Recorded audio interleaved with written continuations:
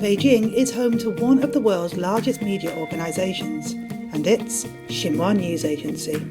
This year, Xinhua turns 90 years old. The story of this agency, like many stories in modern China, has humble roots, cultivated in the nation's rural, once overlooked backwaters. The first piece of news released by Xinhua was not even under the agency's current name.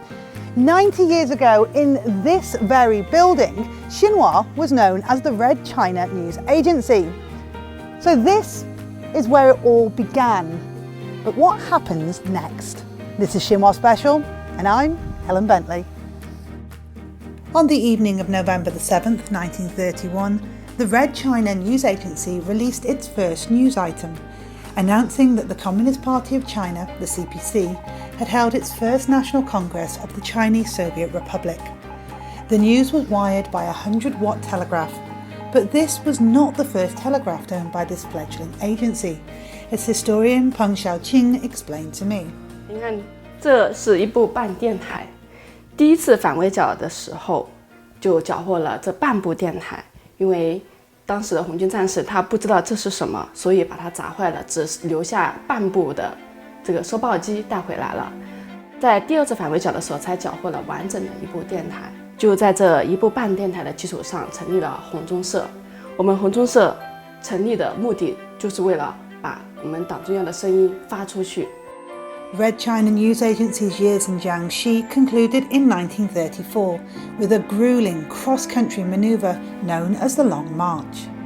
Its next base was in Shanxi in northwest China, where in 1937 it was renamed Xinhua News Agency, literally meaning New China.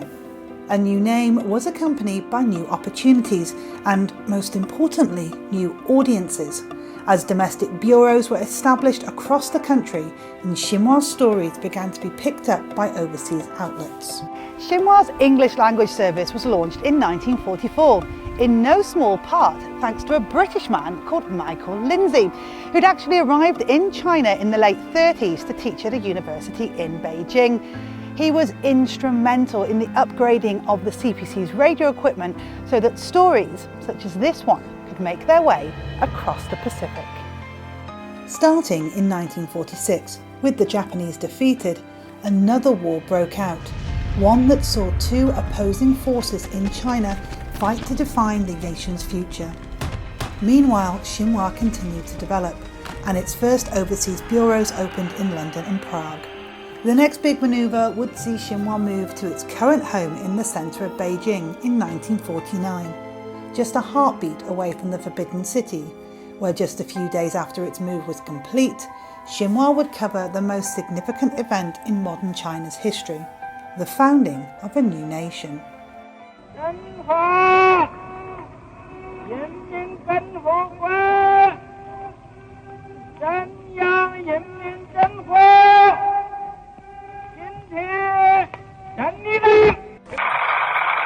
Сегодня создана Китайская Народная Республика. Former Xinhua reporter Chu Du-yi broadcast this historical moment to the outside world through the Russian service. She is the daughter of Chu Chubai, a former party leader executed by the Kuomintang, and is the same age as the CPC. As a journalist, she witnessed and recorded the profound changes of the country her father died for. Today, Xinhua provides 24/7 services including text stories, videos and photographs in 15 languages, spanning social media, apps, websites and broadcast. Its methods and approaches as varied as the content itself. Its reports have covered a changing China, a changing world, a changing industry, from the ground up. 我是新华社太空特约记者航天员景海鹏。 In addition to its downtown Beijing HQ, Xinhua has more than 230 branches across China and the world, reporting the news from where and when it happens. In recent years, as media industries worldwide have innovated their offerings, Xinhua too has upgraded its editorial tools. I'm about to speak to somebody who's at the forefront of efforts by Xinhua to make the most of these developments. But that person It's not even a person at all. 新华社的智能采编融合了 5G、大数据、物联网、人工智能等技术，在新闻发现与采集中，不仅有线索超早期发现系统，还用 5G 网络提升数据传输速度。此外，还开发了海报、视频、数据新闻的智能加工平台，并将人脸识别、智能校验等技术应用于采编流程中，人机协作，大大提升了新闻采编效率。I can't imagine what those first Xinhua employees would say about the agency that they created today.